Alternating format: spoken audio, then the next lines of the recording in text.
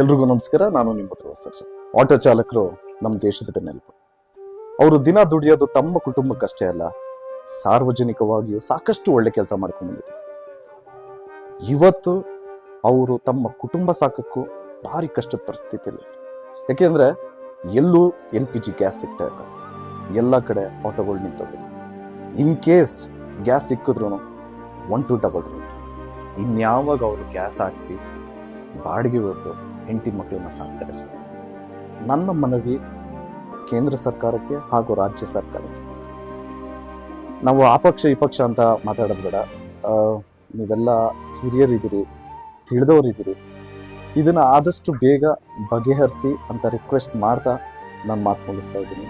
Thank you so much. ಜೈ ಶ್ರೀರಾಮ್.